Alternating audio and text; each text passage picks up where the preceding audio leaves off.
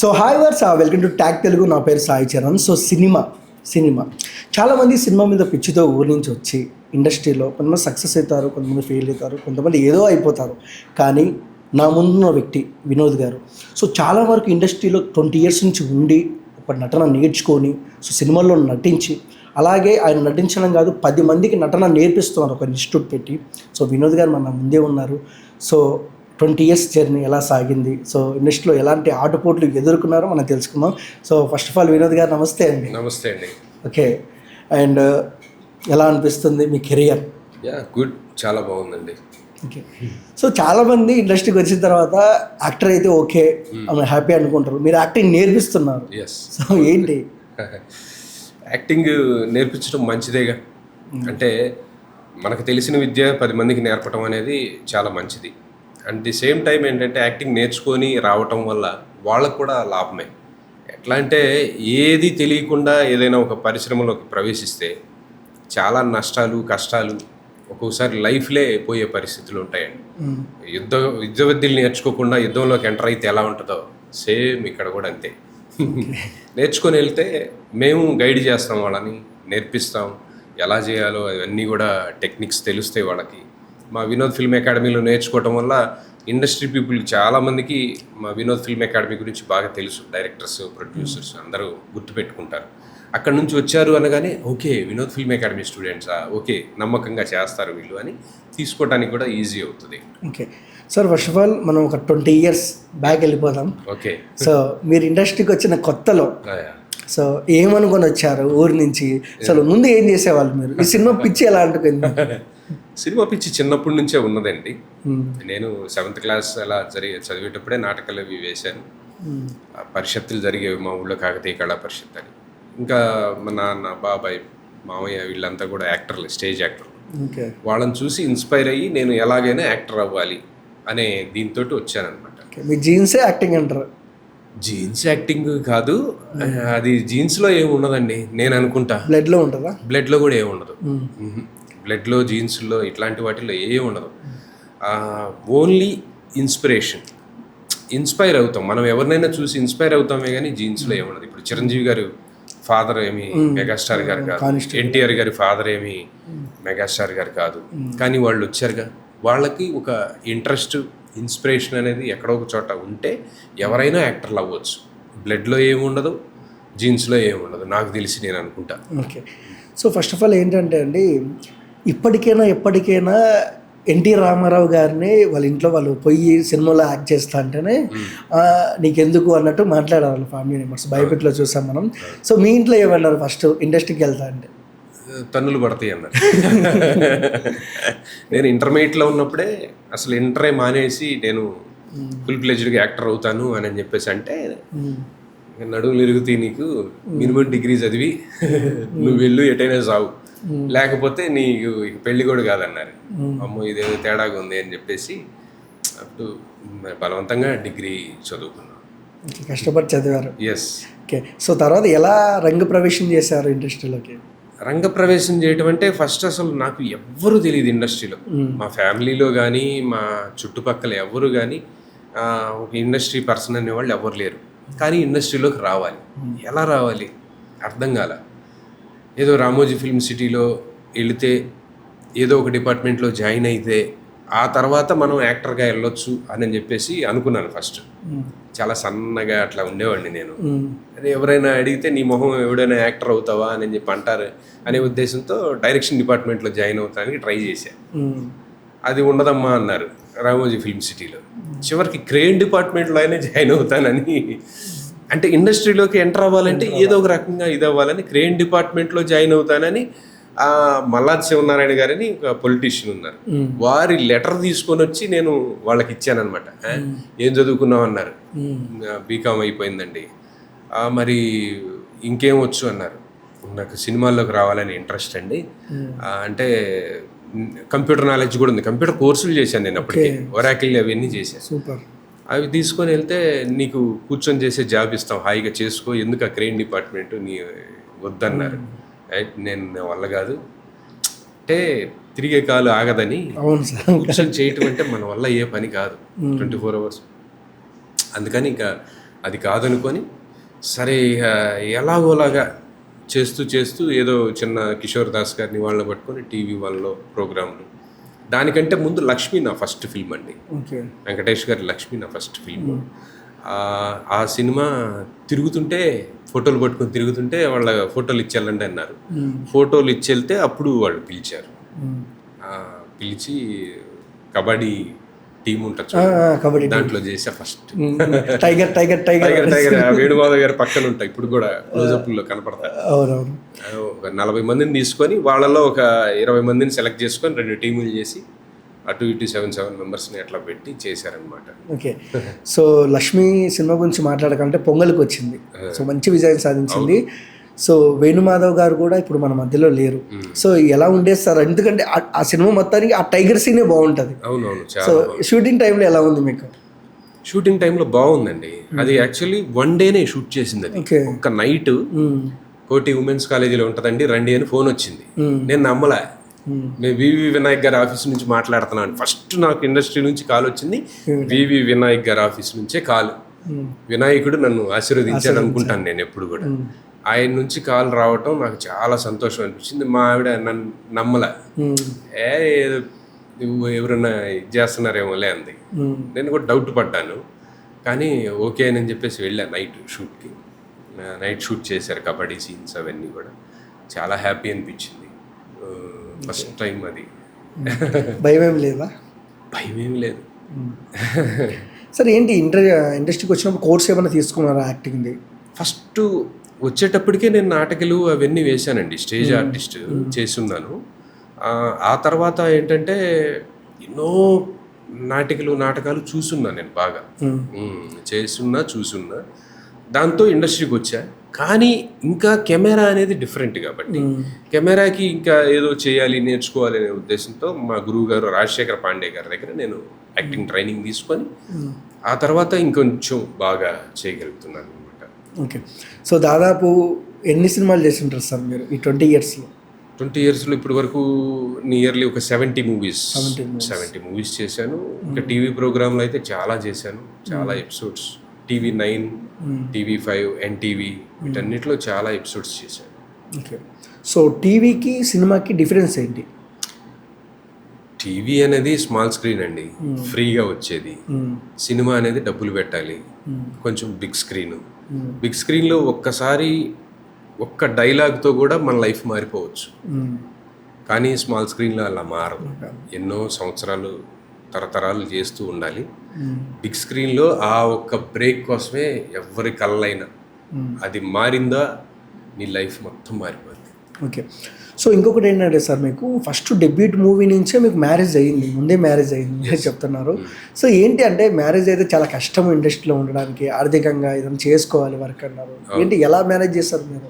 ఎలా మేనేజ్ చేసేదే ఉందండి. నేను ఎప్పుడు కూడా ఒక్క సినిమాని మాత్రమే నమ్ముకొని ఇండస్ట్రీలో ఉంటే చాలా కష్టం. నేను ఎవరికైనా చెప్తా, మీకు ఎప్పుడు కూడా ఒక సైడ్ ఇన్కమ్ అనేది ఒకటి పెట్టుకొని ఇండస్ట్రీలో ఉంటే ఎక్కువ కాలం సర్వైవ్ అవ్వగలుగుతాం. లేకపోతే ఇండస్ట్రీ నుంచి డబ్బు వస్తేనే మనం తినాలి, ఇండస్ట్రీ నుంచి డబ్బు వస్తేనే మనం బతకాలి అనే ఇది కనుక ఉంటే ఎక్కువ కాలం ఇండస్ట్రీలో ఉండలేరు. మీరు గమనించండి, ఎవరినైనా కొంచెం ఇండస్ట్రీ మీదే ఆధారపడి బతికితే కొన్నాళ్ళ తర్వాత వెళ్ళిపోతారు, ఉండరు.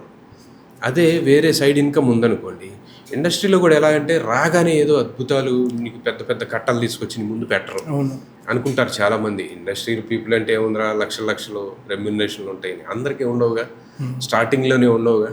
అలాంటప్పుడు నువ్వు బతకాలంటే ఎలా సిటీలో? నీకు వేరే ఏదైనా ఇన్కమ్ ఉండాలి. నాకు ఎప్పటికప్పుడు స్కిల్స్ నేర్చుకోవటం ఇంట్రెస్ట్ అండి. ఫస్ట్ నుంచి కూడా స్కిల్స్ నేర్చుకోవటం అనేది మా నాన్న నాకు చెప్పాడు. అరే నువ్వు ఏ పనైనా మంచి పని అనుకుంటే స్కిల్ ఏదైనా ఉందంటే నేర్చేసుకో, అదే నీకు ఏదో ఒక రోజు అన్నం పెడుతుంది అని చెప్పేవాడు. నాకు అది బాగా మైండ్లో పడిపోయింది. నేను మొబైల్ రిపేరింగ్ నేర్చుకున్నాను.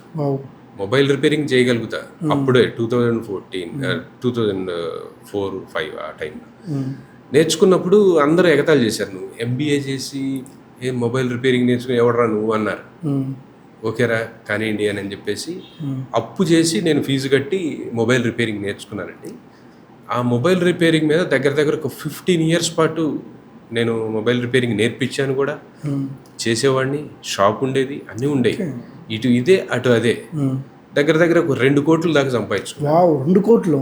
Yes, super. మొబైల్ రిపేరింగ్ నేర్చుకోవటం వల్లే జరిగింది. తర్వాత యాక్టింగ్ కూడా నేను నేర్చుకున్నాను గురువు దగ్గర, దాంట్లో పర్ఫెక్ట్ అయ్యాను. ఇప్పుడు దాని మీద కూడా ఎంతో కొంత అయితే సంపాదించుకున్నాను. నాకు ఒక 10 మందికి ఎంప్లాయ్మెంట్ ఇవ్వగలుగుతున్నాను. నా అకాడమీలో ఇప్పుడు ఒక 7-8 మంది వర్క్ చేస్తున్నారు, స్టాఫ్ ఉన్నారు, అందరూ ఉన్నారు. వాళ్ళందరికీ ఎంతో కొంత అయితే నేను ఉపాధి కల్పిస్తున్నాను, హెల్ప్ చేయగలుగుతున్నాను అంతే. Super sir, great, super.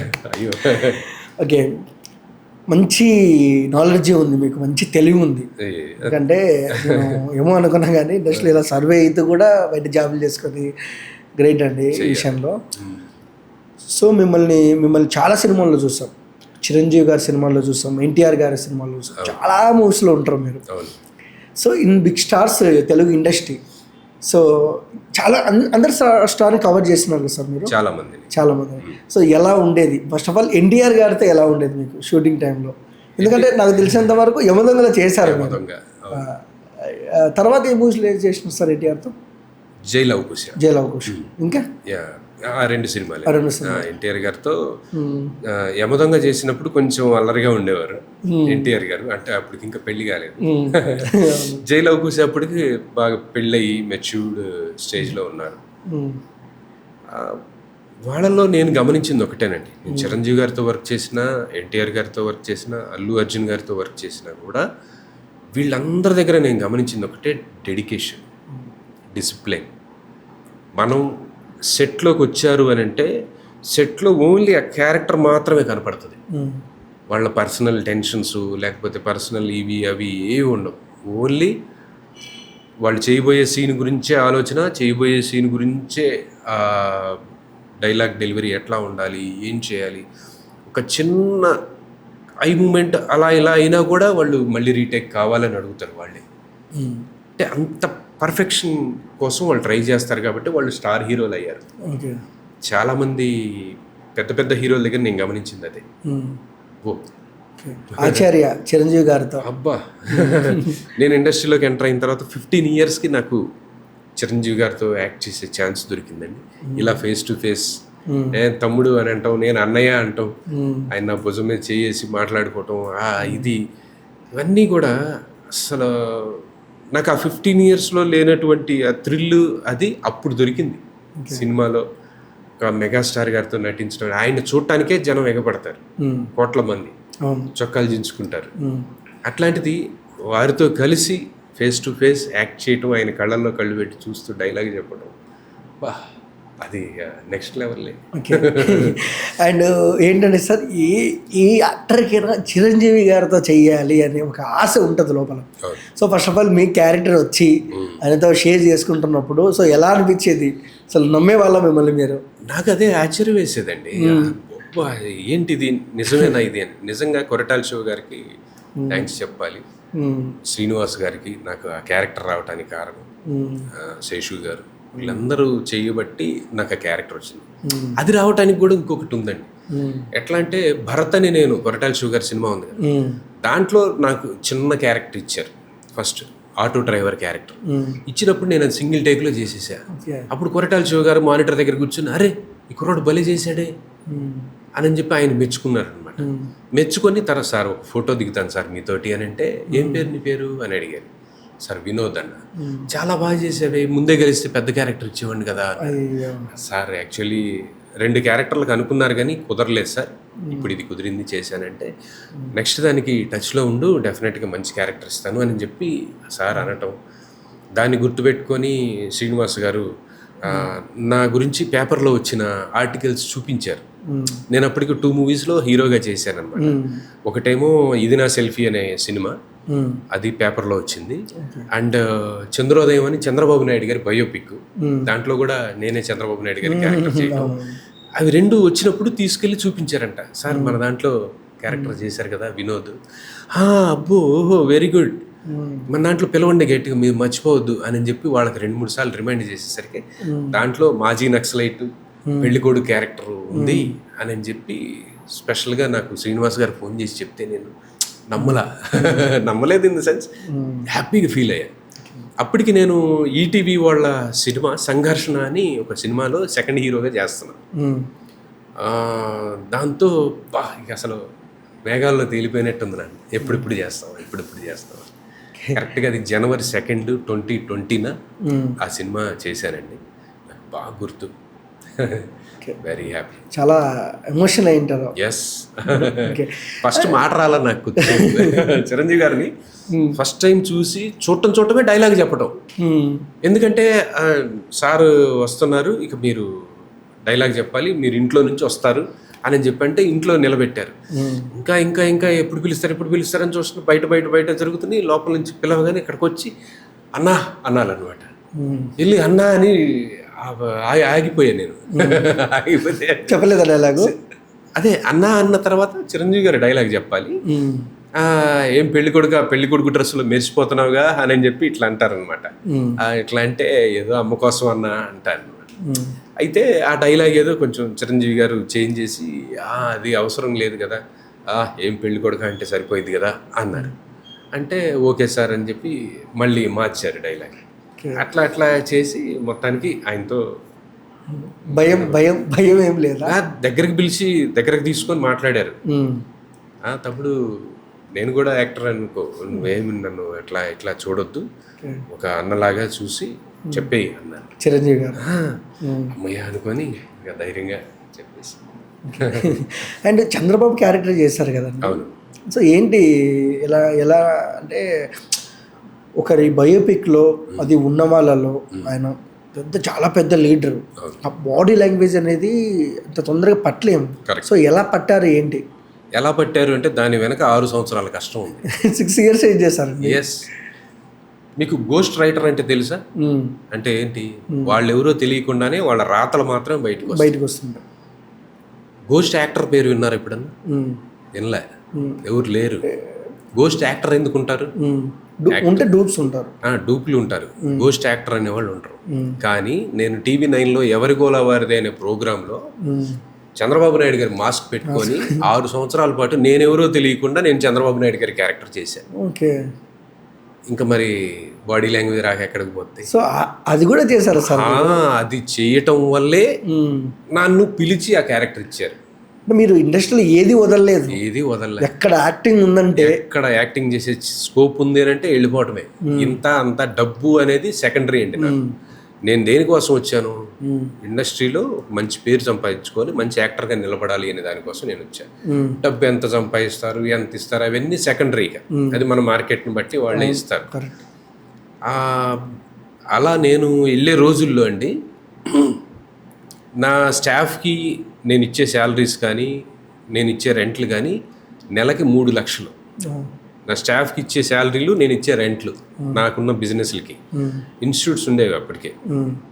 కానీ నేను ఆ క్యారెక్టర్ చేయడానికి వెళ్ళినందుకు నాకు ఇచ్చే రెమ్యునరేషన్ వాళ్ళు రోజుకు 500. రోజుకు 500 ఇచ్చినా సరే నేను సంతోషంగా వెళ్ళి చేసేవాడిని. ఎందుకంటే నాకు ఇష్టం, ఆనందం, యాక్టింగ్ చేయటం ఇష్టం. ఇప్పుడు నేను చాలామంది కొత్త ఆర్టిస్టులకు కూడా చెప్పేది అదే, మీరు అసలు డబ్బు అనేది సెకండరీ చూడకండి, డబ్బు వేరే రకంగా సంపాదించుకోండి. ఫస్ట్ ఇక్కడ అవకాశం సంపాదించుకోవడానికి మీ వంతు మీరు కష్టపడండి.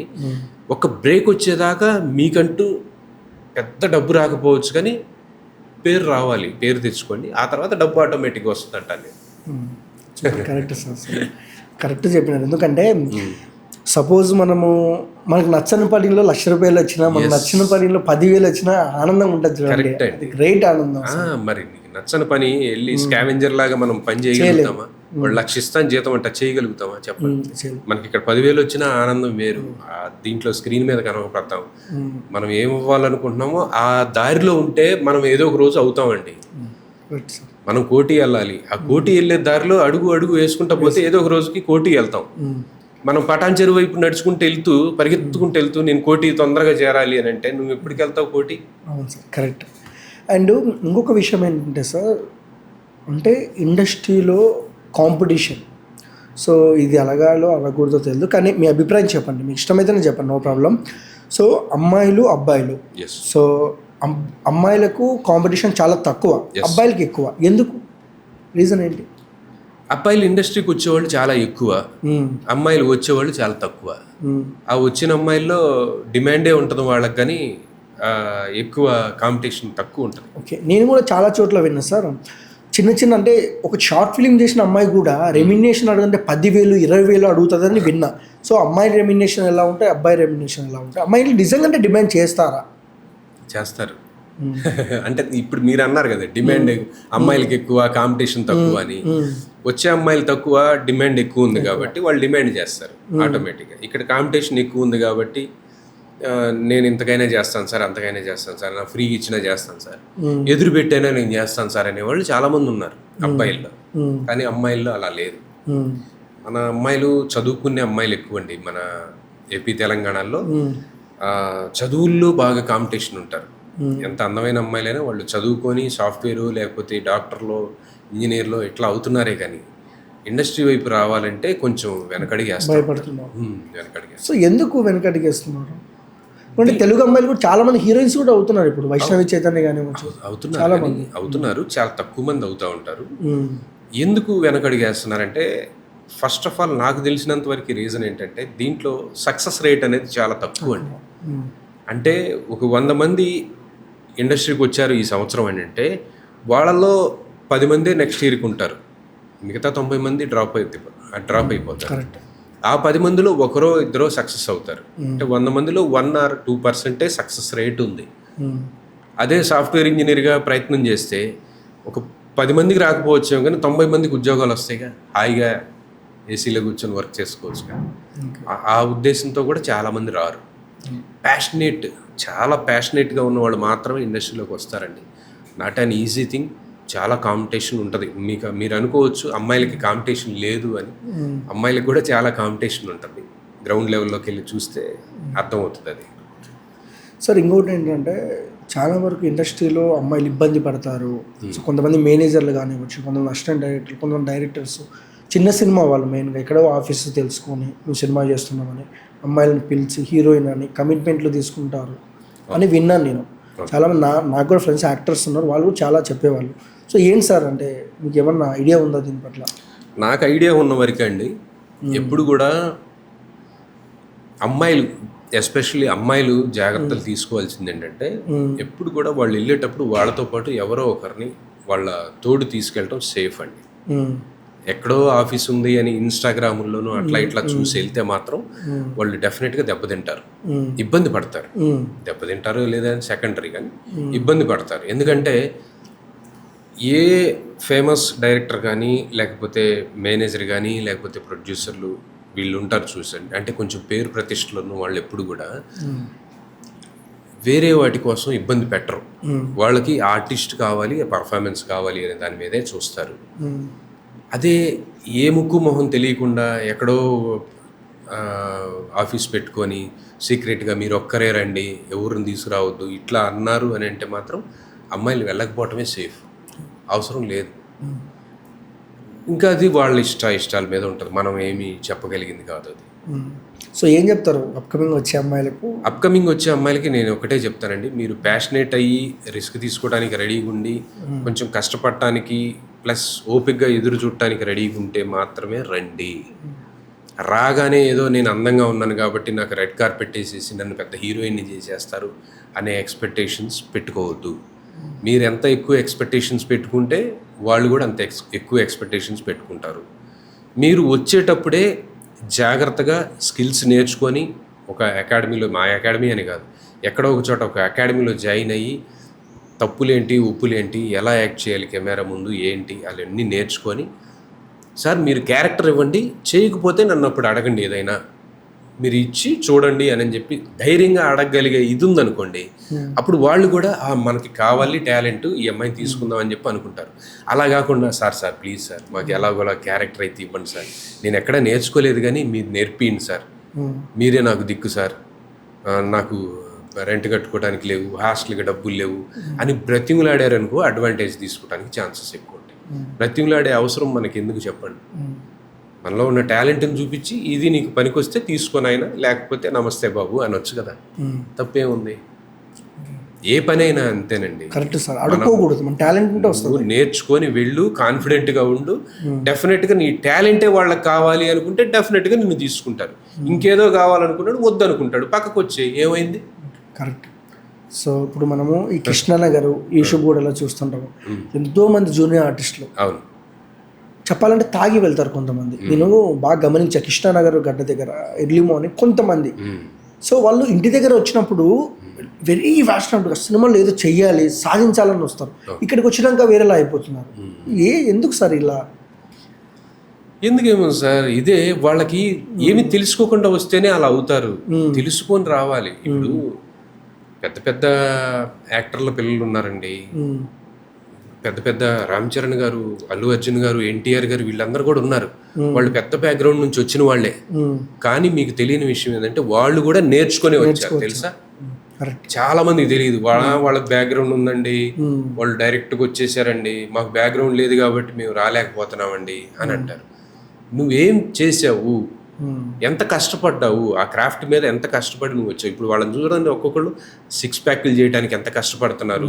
ఇప్పుడు వాళ్ళకి చుట్టూ పంచపక్ష పరిమాణాలు ఉన్నా సరే వాళ్ళు తినకుండా నోరు కట్టుకొని కూర్చొని ఒక చికెన్ పీసు, ఒక ఫిష్ పీసు అవి తినేసి కామ్గా వాళ్ళు వర్కౌట్లు, వాళ్ళ డెడికేషన్ ఇది వేరే ఉంటుంది.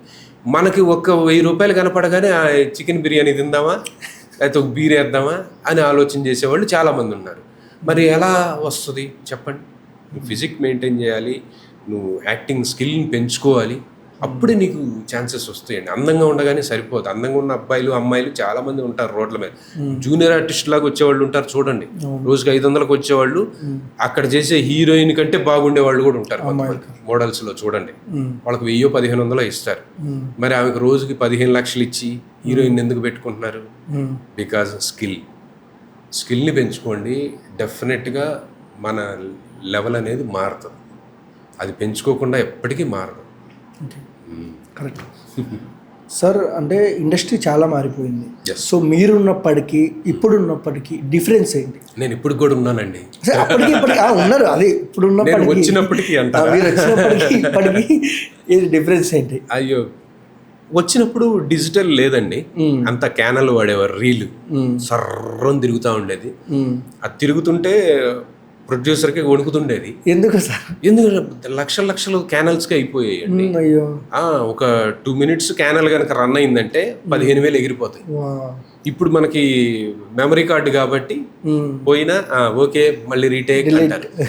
అందుకని మీరు ఒకటి గమనించండి, అప్పట్లో కొత్త వాళ్ళకి అవకాశాలు చాలా తక్కువ వచ్చాయి. ఏ చిన్న క్యారెక్టర్ ఉన్నా సరే పాత వాళ్ళనే పెట్టుకొని ఆ సినిమాలో వాళ్ళని ఈ సినిమాలో, ఈ సినిమాలో ఆ సినిమాలో పెట్టుకొని అట్లా పాత వాళ్ళనే కంటిన్యూ చేసేవాళ్ళు. ఎందుకు? క్యానల్స్ తిన్నారనుకో, కొత్త వాళ్ళని పెట్టి సరిగా చేయలేకపోతే అప్పుడు వేస్ట్ కదా డబ్బులు. అందుకని పాత వాళ్ళనే పెట్టుకుని. ఇప్పుడు కొంచెం ఏమైందంటే కొంచెం నేర్చుకొని వచ్చేవాళ్ళని, కొత్త వాళ్ళని, ప్లస్ ఆడిషన్స్ తీసుకొని పెట్టుకుంటున్నారు. ఇప్పుడు కూడా చూసే పెట్టుకుంటారు, కానీ ఇలా ఆడిషన్స్ ద్వారా తీసుకుంటున్నారు ఎక్కువ మందిని. సో ఫస్ట్ ఆఫ్ ఆల్ ఇంకా ఏంటి వినోద్ గారు, ఇంకా దేనికోసం ప్రయత్నం? డబ్బులు సంపాదించుకున్నారు, యాక్టింగ్ పేరుంది, ఇంకా ఏం కావాలి మీకు? నేనేమి డబ్బులు సంపాదించుకోలేదని వెనకేసుకోలేదు, నాకు అది చేత కాదు. నేను వచ్చినట్టు మళ్ళీ ఎలా ఇండస్ట్రీ మీద పెట్టాలి. ఇప్పుడు నాకు అకాడమీ నుంచి వచ్చిందంతా దాంట్లో కూడా 90% మళ్ళీ అకాడమీకే పెడుతుంటా. అంటే స్టాఫ్ శాలరీస్ కానివ్వండి, దాని మెయింటెనెన్స్ కానీ, దాన్ని ఇంకా ఏం డెవలప్ చేయాలి, స్టూడెంట్స్కి ఇంకా ఏమి ఇవ్వచ్చు మనం అనే దాని మీదే నేను ఎక్కువ స్పెండ్ చేస్తుంటానండి. వెనకేసుకునేది తక్కువ, మెయింటైన్ చేసుకుంటాను అంతే. మన ఇది తగ్గకుండా మెయింటైన్ చేసుకుంటా ఉంటాను. మంచి యాక్టర్గా మంచి క్యారెక్టర్లు చేసి పెద్ద అవార్డులు కొట్టాలనేది నా టార్గెట్. ఇంకా నా ద్వారా కొన్ని 100,000 మంది ఇండస్ట్రీలోకి వచ్చి, ఇండస్ట్రీలో వినోద్ ఫిల్మ్ అకాడమీ నుంచి వచ్చిన స్టూడెంట్ ఏ సినిమాలోకి వెళ్ళినా సరే మా స్టూడెంట్ ఒకడు ఉన్నాడు అన్నట్లు. ఠాగూర్ సినిమా చూసారా, చిరంజీవి గారికి ఎక్కడికి వెళ్ళినా ప్రతి కాలేజీలో వాళ్ళ స్టూడెంట్స్ ఉన్నారు వాళ్ళ అన్నట్టుగా వినోద్ ఫిల్మ్ అకాడమీ స్టూడెంట్స్ అన్ని చోట్ల ఉండాలి, అన్ని చోట్ల వాళ్ళు సక్సెస్ అవ్వాలి అనేది నా టార్గెట్ అండి. మా స్పెషాలిటీ, నా స్ట్రెంగ్త్ కూడా ఒకటే నేను చెప్తానండి. ఇదే నేను ఇప్పుడు చెప్పాను కదా, 90% మళ్ళీ దానికే ఖర్చు పెడతా ఉంటాను అని. నాకున్న స్టాఫ్ని అంత మంచి మంచి వాళ్ళని పెట్టుకున్నా నేను. అంటే నేర్పించే ఎవరైతే ఉన్నారో ఫ్యాకల్టీస్ వాళ్ళందరూ కూడా 20 years ఎక్స్పీరియన్స్ ఉన్న ఫ్యాకల్టీస్ ఉన్నారు నా దగ్గర. కిషోర్ దాస్ గారు, బబ్లు గారు, ఉషశ్రీ మురళి గారు, విజయ్ భరత్ గారు, ఈశ్వరన్ గారు, అండ్ ఇప్పుడు కొత్తగా బాలప్రసాద్ గారు అని కూడా వస్తున్నారు. ఆయన ఇంకా 25 years ఎక్స్పీరియన్స్. ఇంతమందిని నేను స్టాఫ్ని పెట్టుకున్నాను కాబట్టి నేను ఒక్కటే ఛాలెంజ్ చేసి చెప్పగలుగుతా ఎవరికైనా సరే, ఒక ఫిల్మ్ అకాడమీలో ఇంతమంది సినిమా యాక్టర్లు ట్రైనింగ్ ఇస్తున్న ఈ అకాడమీ ఇంకొకటి లేదు అని చెప్తాను నేను, గర్వంగా చెప్పగలుగుతాను. ఇంత మళ్ళీ ఈ రీజనబుల్ ప్రైస్లో, ప్లస్ వాళ్ళకి మేమే ఫోటోషూట్ చేపిస్తాము, మేమే ఆడిషన్స్ ఎక్కడున్నాయో చెప్పి వాళ్ళకి పంపించి మా దగ్గరికే డైరెక్టర్స్ని పిలిచి మా దగ్గరే ఆడిషన్ పెట్టుకోవడానికి ఆ గ్రీన్ మ్యాట్ స్టూడియో ఇచ్చి సపోర్ట్ చేస్తూ ఉంటాం. అంటే వాళ్ళకి ఆపర్చునిటీస్ రావాలి రావాలి రావాలి అనే దాని మీద మా దగ్గర కూడా ఎవరైతే డెడికేటెడ్గా కష్టపడుతూ దాని మీద ఉన్నారో ఆల్మోస్ట్ వాళ్ళందరూ బాగా సినిమాలు చేస్తున్నారు. సినిమాలు, సీరియల్స్, వెబ్ సిరీస్లు అన్నిట్లో బాగా చేసుకుంటున్నారు. అది వాళ్ళ సక్సెస్ అవ్వటం, వాళ్ళ రిఫరెన్స్ ద్వారా మాకు చాలామంది రావటమే మా సక్సెస్ కారణం. కరెక్ట్. అండ్ చాలా వరకు ఏంటంటే నమ్మరు. నేను చాలాసార్లు గమనించా కదా, ఎక్కడ ఊర్లో కింద టీవీలో వస్తుంటుంది, మేము నటీనటులు కావాలా, హీరోయిన్స్ కావాలా, హీరోలు కావాలా, ఇక్కడ ఇలాంటి స్క్రిప్ట్ అంటారు. ఇక్కడికి వచ్చి 20,000-30,000 కట్టించుకుంటారు. కరెక్ట్. వాళ్ళు చూస్తే 2 రోజులు 3 రోజులు బయటికి దొబ్బుతారు. వాళ్ళు ఎటు వెళ్ళాలో తెలియదు. నిజమండి. మా దగ్గరకు వచ్చి జాయిన్ అయిన స్టూడెంట్స్లో కూడా చాలామంది ఎక్కడెక్కడికో వెళ్ళి నష్టపోయి వచ్చిన వాళ్ళు ఉన్నారు. ఒకడు ఉన్నాడు పాపం 2,25,000 కట్టాడంట. ఎవరో హీరో ఫ్రెండ్ క్యారెక్టర్ ఇస్తాను, కొత్త సినిమా ఏదో స్టార్ట్ చేస్తున్నాను అంటే ఆయన ఎప్పుడైనా చూసావా అని అడిగా. చూడలేదు సార్ అన్నాడు. ఆయన ఏమన్నా పేరున్న డైరెక్టరా అన్న, లేదు సార్ అన్నాడు. మరి ఎట్లా నమ్మామంటే 2 పోస్టర్లు ఉన్నాయి సార్ వాళ్ళ ఆఫీసులో, అవి ఇంకా రిలీజ్ కాబోతున్నాయి ఈ సినిమాలని చెప్పాడు సార్. నేను నిజమేననుకొని మా అమ్మ బంగారం అమ్మి కట్టాను సార్. 2,25,000 కట్టాను. ఎప్పటికప్పుడు ఇదిగో స్టార్ట్ అవుద్ది, వచ్చే నెల అనుకుంటూ సంవత్సరం గడిపాడు సార్. సంవత్సరం తర్వాత అసలు ఆఫీసే తీసేసాడు సార్. మరి ఎట్లా ఇప్పుడు వాడి అడ్రస్ కానీ వాడి పేరు ఏమీ తెలియదు సార్. ఎప్పుడు కూడా ముక్కు మొహం తెలియని వాళ్ళని నమ్మకండి. వాళ్ళకంటూ ఒక ప్రొఫైల్ ఉండి వాళ్ళు ఇది చేశారు, మనం ఇచ్చే ఈ డబ్బుతో వాళ్ళు ఎక్కడికి వెళ్ళిపోరు, వాళ్ళు చేసిన పాత ఇవేంటి అనేది చూసుకొని మనం స్టెప్ తీసుకుంటే మనకి సేఫ్టీ ఉంటుందండి. కంపెనీ ఏంటి, అసలు ఎవరు ఏంటి అనేది తెలియకుండా మాత్రం డబ్బులు కట్టొద్దు. అవకాశాన్ని కొనుక్కోవటానికి ట్రై చేయకూడదు. ఎప్పుడు అవకాశం సంపాదించుకోవడానికి ట్రై చేస్తే అదే నీకు డబ్బు సంపాదించి పెడతావు. నువ్వు అవకాశం కొనుక్కుంటే ఎన్ని అవకాశాలని కొనుక్కుంటావు. నీ దగ్గరే డబ్బు తీసుకొని సినిమా తీస్తాను అని తీయకుండా వెళ్ళిపోయేవాడు రేపొద్దున నీకు నష్టం జరగకేమవుతుంది చెప్పండి. అట్లా చూసుకోవాలి, జాగ్రత్తగా ఉండాలి, చాలా జాగ్రత్తగా ఉండాలండి. ఇండస్ట్రీలో అంత ఈజీ ఏం కాదు సర్వైవ్ అవ్వటం. మేము కూడా చాలా దెబ్బలు తిన్నాం. మేము తిన్న దెబ్బల నుంచి, మేము పడ్డ కష్టాల నుంచి కూడా మా ఎక్స్పీరియన్స్ నుంచి వాళ్ళకి పాఠాలు నేర్పిస్తాం. ఇది తప్పు, ఇది ఒప్పు, ఇలా చేయండి, ఇలా చేయకండి, ఇవన్నీ చెప్తాం. దానివల్ల వాళ్ళు సక్సెస్ అవుతారు. సార్ నెక్స్ట్ అప్కమింగ్ మూవీస్ ఏమున్నాయి మీరు?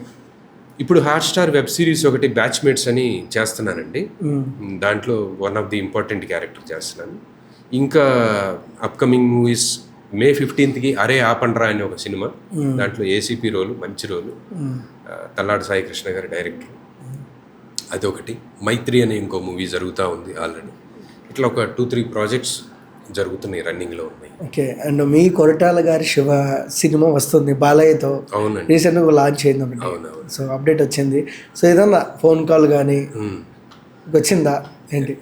ఇంకా రాలేదు, వస్తుందని ఎక్స్పెక్ట్ చేస్తున్నాం.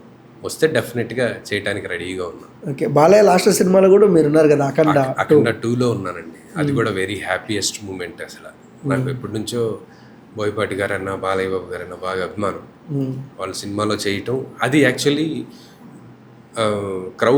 క్రౌడ్ ఇన్ ద సెన్స్ ఒక 20-30 మంది డాక్టర్స్ ఉండే దీంట్లో ఫస్ట్ క్యారెక్టర్ అని చెప్పేసి డైరెక్షన్ డిపార్ట్మెంట్ వాళ్ళు డిసైడ్ చేస్తే బోయపాటి గారే లేదు తను మంచి యాక్టరు, తనని మనం వాడుకుందాం అని చెప్పేసి ఒక 2 minutes ఉండే సీన్లో నాకు మంచి ఇంపార్టెంట్ క్యారెక్టర్ ఇచ్చారు.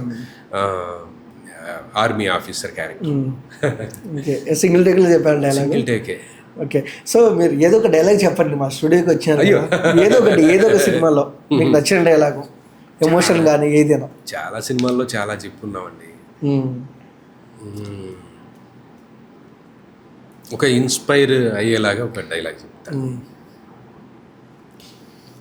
దిక్కు దివాణం లేకుండా ఏదోలా బ్రతకాలనుకోకు, బీ ఫోకస్డ్. చుట్టూ అందరూ బ్రతికేదాన్ని చూసి బద్ధకంగా ఉండిపోకు. నువ్వు విజేతవి, నువ్వు పోరాడి గెలిచేవాడివి. జీవితంపై నీ పోరాటాన్ని ప్రదర్శించు. నీ పోరాటం ఎలా ఉండాలంటే నీ నుదుటి నుండి చిందిపడే స్వేదం కూడా గర్వపడాలి. నీ పోరాటం ఎలా ఉండాలంటే సమస్త విశ్వము నీకు పాదాక్రాంతం అవ్వాలి. ఓకే, ఫస్ట్ ఆఫ్ ఆల్ హ్యాపీనే సార్ మీ ఇంట్లో అందరూ? Yeah, all are very happy. First tension పడ్డారు, ఇప్పుడు హ్యాపీగా ఫీల్ అవుతున్నారు. I'm very happy. నేను కోరుకున్న ఫీల్డ్లో నేను ఉండగలిగానండి. అంతే. మేము ఎంత సంపాదించాము, ఎంత వెనకేసాము అవన్నీ సెకండరీ. నాకు ఇష్టంగా నేను చేస్తున్నాను. ఇది అసలు కష్టమే అనిపించదు మాకు. ఎర్లీ మార్నింగ్ 4 o'clock లేచి 5 o'clock రెడీ అయ్యి 6 o'clock లొకేషన్లో ఉండాలన్నా కానీ ఉంటాం. అది మాకు ఇష్టం. ఓకే, సో నేనిందే సినిమాలో రవితేజ గారు చెప్పినట్టు అంతే అంతే అంతే. Okay, super sir. ఇంకా మీరు మంచి మూవీలు చేయాలి, ఇంకా గొప్ప స్థాయిలో ఉండాలి. మీ ఇన్స్టిట్యూట్ ఇంకా పాన్ ఇండియా లెవెల్లో వెళ్ళాలని కోరుకుంటామా. అండ్ ఓవరాల్గా ఏం చెప్తారు సార్ ఇప్పుడున్న యువతకి ఒకటే నేను చెప్పదలుచుకున్నానండి. ఏంటంటే మీరు కోరుకున్న రంగంలోకి మీరు ఎంత కష్టమైనా ఎంటర్ అవ్వండి. డెఫినెట్గా ఆ రంగంలో మీరు విజయం సాధిస్తారు. సాధించే వరకు నిద్రపోకండి.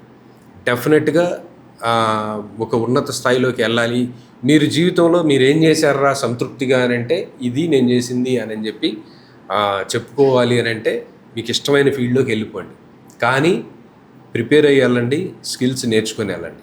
మా దగ్గరనే కాదు, ఎక్కడ నేర్చుకున్నా పర్వాలేదు. అది నేను చెప్పగలుగుతాను. కానీ ఆ సక్సెస్ ఎప్పుడు వస్తుంది ఏంటనేది మాత్రం వెంటనే ఎక్స్పెక్ట్ చేసి అది రాలేదని చెప్పి మాత్రం డిసప్పాయింట్ అవ్వకూడదు. ఓపికగా ఎదురు చూడాలి. ఓపికగా ఎదురు చూడటం అంటే మళ్ళీ ఖాళీగా కూర్చొని చూస్తూ ఉంటే రాదు. నువ్వు అడుగు ముందుకేస్తూ పోతూ ఉంటే డెఫినెట్గా మాలాంటి వాళ్ళ సపోర్ట్ ఎప్పటికీ ఉంటుంది. All the best. Okay, and మా ఇంటర్వ్యూ కూడా వచ్చినందుకు thank you so much. Thank you so much అండి. నన్ను కూడా ఈ ఇంటర్వ్యూకి పిలిచినందుకు ట్యాగ్ తెలుగు వాళ్ళకి ప్రత్యేకమైన ధన్యవాదాలు. థ్యాంక్ యూ సో మచ్ అండి. Thank you. సో చూస్తారు కదా ఫ్రెండ్స్, 20 years ఇండస్ట్రీ వినోద్ గారు. సో ఎన్నో కష్టాలు పడ్డారు, సో ఎంతో కృషి చేశారు. సో తనకంటూ ఇండస్ట్రీలో ఒక మంచి పేరు సంపాదించుకున్నారు. సో మా ఇంటర్వ్యూకి మీకు నచ్చినట్టయితే please like, share, comment, subscribe and thank you for watching.